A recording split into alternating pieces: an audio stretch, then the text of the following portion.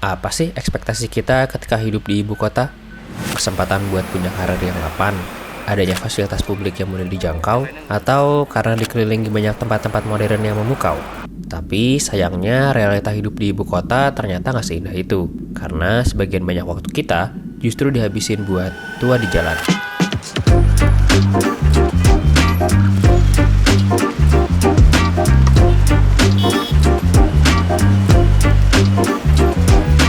Setidaknya 12,2 hari dalam 1 tahun kita habiskan cuman buat ngelewatin kemacetan di Jakarta. Ada banyak banget studi yang udah bilang kalau kemacetan di Jakarta ngerugiin kita di banyak aspek. Nah, terus solusi untuk menyelesaikan masalah kemacetan ini bukan nggak ada. Ada banyak banget contohnya. Mulai dari upaya-upaya sederhana sampai ke solusi yang paling fundamental, yaitu perbaikan sistem transportasi publik. Jakarta sendiri bisa dibilang punya sistem transportasi publik yang paling lengkap dibandingkan kota-kota lain di Indonesia. Tapi anehnya, dengan segala peningkatan kualitas sistem transportasi yang ada, nyatanya sebagian besar dari kita masih lebih senang buat tetap macet-macetan dengan motor atau mobilnya sendiri. Jadi, kenapa kita masih malas buat pindah ke transportasi publik? Untuk membahas isu ini, kita perlu menelusuri banyak hal, seperti studi literatur, data mobilitas, wawancara berbagai expert di bidang transportasi, dan yang pasti dari interpretasi pribadi kami sendiri. Namun, sebelum kita bahas lebih lanjut, sebenarnya apa sih alasan orang memilih moda transportasi ketika mereka berpergian? Dalam menentukan mau pergi naik apa hari ini, setiap orang akan punya yang namanya rational choice, atau alasan yang paling rasional dan paling menguntungkan bagi mereka. Alasan ini bisa beragam dan bisa juga sangat personal. Nah, tapi dalam konteks kota, sebenarnya kebutuhan dasar masyarakat buat bermobilisasi itu bisa disederhanakan. Sebenarnya cuma ada 5 aspek dasar sih yang perlu dipenuhi gitu ya. Yang pertama itu kita pengen sampai tujuan dengan cepat kan. Kemudian tarifnya itu terjangkau atau murah. Kemudian jadwal transportasinya itu akurat gitu, jadi nggak ada delay. Terus kita pengen perjalanannya itu nyaman dan aman. Aman dari apa? Aman dari kecelakaan atau aman dari ancaman-ancaman kejahatan kriminal. Bagi sebagian besar orang, kebutuhan-kebutuhan tadi ternyata masih jauh bisa dipenuhi sama kendaraan pribadi.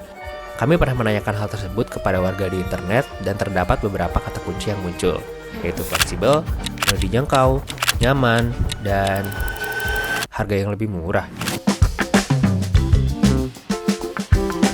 Kualitas pelayanan ya sesuka mereka gitu, mau berangkat kapan aja, mau berkendara seperti apapun juga, itu ya terserah mereka sendiri. Jadi kualitas pelayanannya lebih baik gitu dibandingkan kendaraan umum gitu. Fleksibel adalah kata yang paling sering muncul karena pakai kendaraan pribadi bisa menjamin perjalanan kita tepat saat keluar rumah sampai ke area tujuan kita tanpa perlu mikir lagi. Mungkin ini jadi alasan kenapa kita dapat predikat sebagai warga yang paling malas jalan kaki sedunia. Kendala dalam transportasi itu kan ada namanya first dan last mile gitu kan. Kalau misalkan kita naik kereta nih, terus kita ke stasiun tujuan, kan kita pasti mikir untuk ke kantor kita naik apa lagi nih gitu kan. Atau kita pulang nih ke rumah, kita naik apa lagi nih dari stasiun gitu kan. Nah itu masih menjadi PR gitu kan. Tapi untuk zaman sekarang kan itu udah terpenuhi dengan ojek daring ya. Nah tapi kembali lagi, apakah biaya itu worth it gitu ya jika dibandingkan dengan naik motor dari rumah ke kantor gitu kan. Tapi alasan itu juga bukan tanpa sebab, karena alasan kedua kenapa kendaraan pribadi jadi pilihan karena mungkin cuma itu satu-satunya opsi yang kita punya. Ada sebagian masyarakat, tapi saya tidak bisa bicara persentasenya begitu, yang terpaksa tergantung terhadap kendaraan pribadi. Terpaksa artinya memang tidak ada pilihan lain selain menggunakan kendaraan pribadi, apakah itu mobil atau motor. Walaupun itu memberatkan dia gitu, memberatkan dalam artian dia harus mengeluarkan biaya untuk membeli kendaraan tersebut kemudian mengoperasikannya. Padahal punya motor atau mobil sendiri juga biayanya kan gak murah. Tapi nyatanya pembelian kendaraan motor dan mobil itu tetap tinggi dan justru didukung. Udah ada support dari pemerintah juga kalau misalkan orang-orang itu jadi bisa lebih mudah untuk membeli kendaraan pribadi dengan metode kredit ya. Ketika finansial atau misalnya pendapatan seseorang ini meningkat, orang-orang itu lebih cenderung untuk ingin membeli kendaraan pribadi gitu dibanding untuk naik transportasi umum. Tapi emangnya transportasi publik di Jakarta seburuk itu? Bukannya dia punya sistem transportasi terbaik se-Indonesia?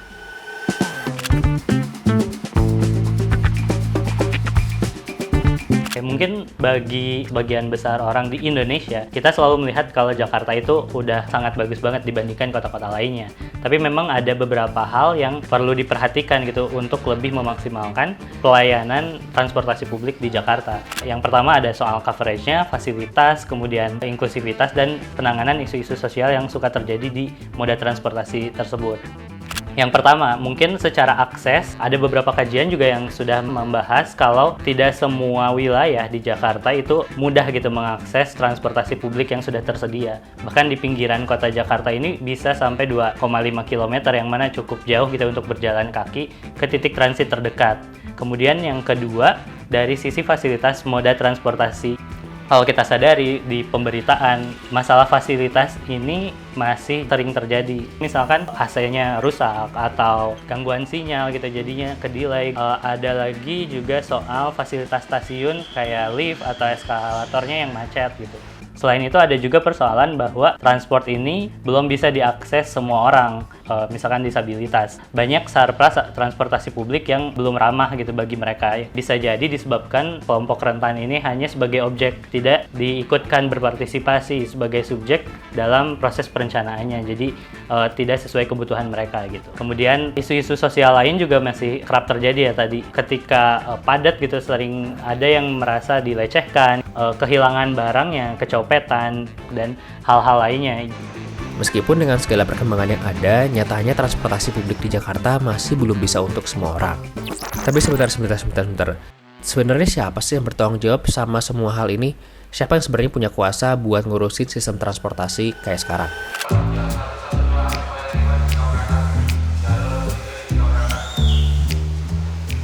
Kalau saya biasanya menjelaskan kelembagaan angkutan umum gitu ya, saya pakai skema STO. STO itu strategic, tactical, sama operation. Di level strategic itu bicara tentang apa yang ingin dicapai, artinya perencanaan jangka panjang. Secara undang-undang yang menjadi regulator itu adalah pemerintah daerah, dalam hal ini dinas perhubungan ya. Jadi kalau untuk provinsi berarti yang antar kota, kabupaten kota, untuk yang di dalam kabupaten dan kota gitu. Kemudian dari perencanaan tersebut harus diturunkan ke perencanaan yang lebih detail. Di level taktis ini sebenarnya jangka menengah dan juga aspek integrasinya. Itu ada Jaklingko yang melakukan integrasi pembayarannya, kemudian ada MITJ yang berperan dalam integrasi fisiknya. Di bawahnya lagi ada operator. Nah, ini yang menjalani layanan setiap modanya begitu ya. Ada Transjakarta, ada PT MRT begitu ya. Dia yang mengatur bagaimana pengoperasian dari moda atau sistem tertentu. Saat ini acuan besar pengembangan sistem transportasi publik di Jabodetabek itu ada di Perpres nomor 55 tahun 2018, yaitu mengenai rencana induk transportasi Jabodetabek, atau untuk selanjutnya kita sebut RITJ aja ya. Di dalamnya terdapat 8 goals yang perlu dicapai dari pengembangan infrastruktur ataupun layanan transportasi publik Jabodetabek, seperti peningkatan jangkauan layanan, integrasi simbol transportasi, dan juga waktu tempuh perjalanan yang dibuat lebih efisien. Tidak hanya dari segi program, tapi juga dari segi pendanaan, dari Renstra Kementerian Perhubungan tahun 2020 sampai 2024, anggaran yang dibutuhkan untuk mengembangkan sistem transportasi di perkotaan itu sekitar 711 triliun. Namun, hanya bisa dipenuhi oleh APBN sebesar 48%. Sehingga pemerintah perlu mengupayakan mekanisme pembiayaan lain seperti APBD tentunya, lalu juga pembiayaan kreatif lainnya seperti KPBU, terus ada SBSN, KSP, BUMN, serta investasi murni dari pihak swasta. Game rule atau aturan pengelolaan sistem transportasi ini sebenarnya sudah cukup clear ya. Bahkan siapa-siapa saja yang bertugas dari level strategis sampai operasional juga sudah diatur. Namun masalahnya dari setiap tahapan tadi ternyata selalu ada batu kerikilnya.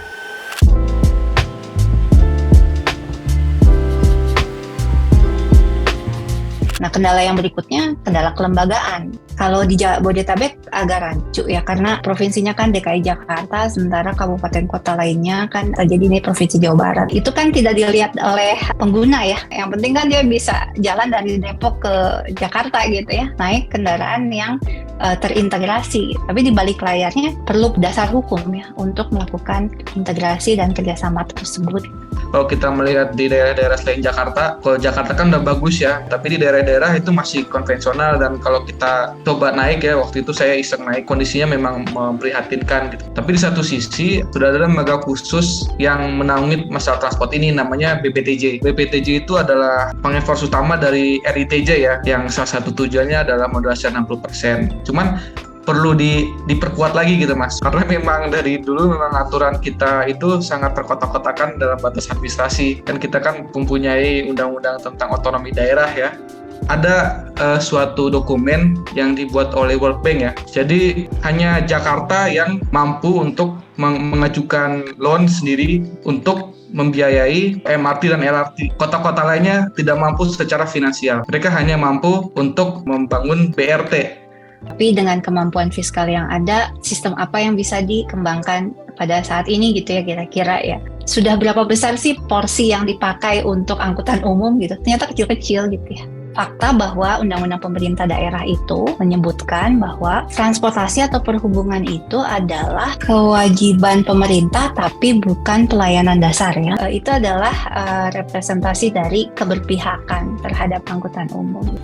Meskipun pemerintah sudah berusaha dengan berbagai cara, ternyata tetap sulit untuk merubah fenomena tua di jalan ini.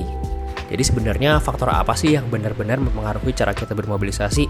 Apa ada pemain besar yang belum kita bahas? Atau ini ada hubungannya dengan akumulasi kebijakan masa lalu? Kalau misalnya ngomongin tentang ketergantungan kita gitu ya terhadap kendaraan pribadi, terutama di Jakarta gitu, sebenarnya nggak bisa lepas dari pembangunan tata kota Jakarta dari zaman kolonial sampai sekarang sih. Sebenarnya kalau ditarik dari agak jauh ya, kalau dari segi tata kota, Jakarta sebenarnya udah punya outline plan. Nah itu dari tahun 1957, itu diperkasai oleh Gubernur Sudiro, tapi baru dilaksanakan tahun 1965 oleh Gubernur Ali Sadikin. Meskipun intensinya baik, rencana tersebut atau master plan tersebut, eksekusinya sepertinya kurang berjalan dengan optimal, sehingga menimbulkan fenomena urban sprawling. Ini kan mulai dari bagaimana pemerintah Orde Baru sebenarnya waktu itu ingin mencoba untuk mendekonsentrasi penduduk gitu kan ya. Makanya kota-kota satelit kayak Tangerang, Bekasi, Bogor, Depok itu semuanya tuh lahir gitu kan sebagai penyebaran penduduk Jakarta gitu. Nah, waktu itu pemikiran dari pemerintahan tersebut lebih mementingkan oh ya udah biar kita biayanya murah gitu kan. Terus membuka pasar buat mobil supaya berkembang. Ya dihubunginnya pakai jalanan-jalanan aja gitu. Tahun 78 Jagorawi, terus 90-an Toljor dibuka. Ya, itu kan membuat masyarakat merasa bahwa mereka lebih butuh lagi kendaraan pribadi gitu kan. Tumbuh dari 70 sampai 90, kepemilikan mobil juga naik. Padahal Jakarta pada tahun 1920 ini udah punya warisan gitu, yaitu adalah sistem KRL dan juga tram listrik. Namun sekitar tahun 1962 ada upaya dekolonisasi dari pemerintah pusat sehingga tram listrik dan juga KRL dibatasi. Bahkan tram listrik itu dihapuskan. Kayaknya kita udah mencapai titik punya kendaraan pribadi itu dibutuhkan bahkan buat orang yang belum tentu semampu itu gitu kan. Dengan direndahinnya kredit-kredit, oh sekarang lo bisa nyicil kalau mau beli mobil, motor gitu kan. Ya itu kan memberikan insentif yang lebih supaya orang tuh ketergantungan lagi sama kendaraan pribadi gitu. Penelusuran masa lalu menunjukkan adanya keberpihakan kita terhadap kendaraan pribadi, yang ternyata ini ada hubungannya dengan kepentingan dan konteks negara pada saat itu, di mana kita lebih memilih untuk mengikuti kepentingan pasar dan pertumbuhan ekonomi. Sebenarnya logika ini tuh menggambarkan suatu ideologi gitu, dan sebenarnya masih lanjut sampai sekarang gitu. Mungkin teman-teman pernah dengar ideologi neoliberalisme kapital gitu.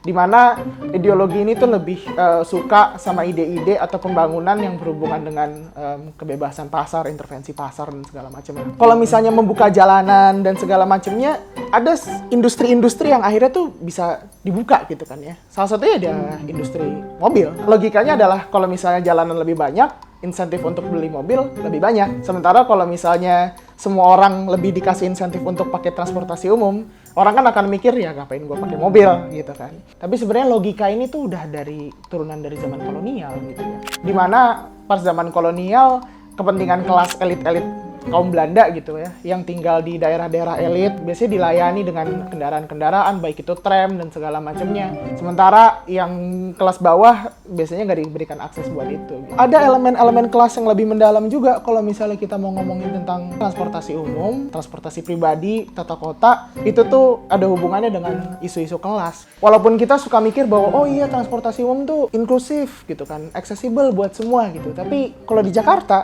kebanyakan semuanya masih padat di daerah-daerah perkantoran Jakarta misalnya. Dan yang kerja di kantoran Jakarta siapa? Belum tentu semua orang punya akses terhadap kerja di situ gitu. Oke. Jadi transportasi publik di Jakarta itu ternyata memang belum sepenuhnya diandalkan dan ternyata kita sudah sejak lama didesain untuk bergantung sama kendaraan pribadi. Tapi apakah kesimpulan video ini adalah ya udah kita tetap naik transportasi pribadi aja? Kayaknya nggak gitu deh.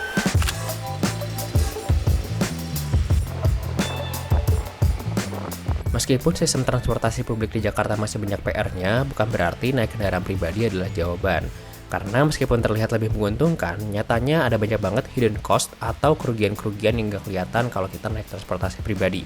Yang pertama dimulai dari banyaknya biaya yang harus dikeluarkan gitu. Mulai dari beli kendaraannya, meskipun tadi ada kredit, tapi kan untuk akumulasinya itu lebih banyak. Kalau misalkan orang sudah sering memakai kendaraan pribadi ini, cenderung untuk ketergantungan, meskipun yang dekat-dekat pun ya pakai kendaraan pribadi gitu. Yang selanjutnya itu terkait keamanan di Indonesia, jumlah kecelakaan itu masih banyak dan tentunya ini belum sepenuhnya bisa dijaga oleh orang-orang yang punya kendaraan pribadi. Dan yang terakhir itu terkait kondisi jalan, khususnya di Jakarta yang selalu macet. Kemacetan ini sudah menjadi makanan sehari-hari. Yang tadinya orang-orang pakai kendaraan pribadi untuk mempermudah bepergian, malah jadi ada beban sendiri gitu, ada beban stres ketika mereka terjebak di kemacetan.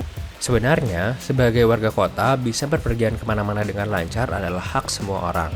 Jadi, kita juga dibebaskan buat milih moda transportasi apapun, mau pribadi ataupun publik. Tapi realitanya, kalau semua orang pakai motor atau mobil sendiri, ya jadi kayak gini sekarang kondisinya. Makanya mau bagaimanapun juga, dengan kondisi Jakarta seperti sekarang, rasa-rasanya transportasi publik masih tetap jadi solusi yang paling baik untuk diperjuangkan.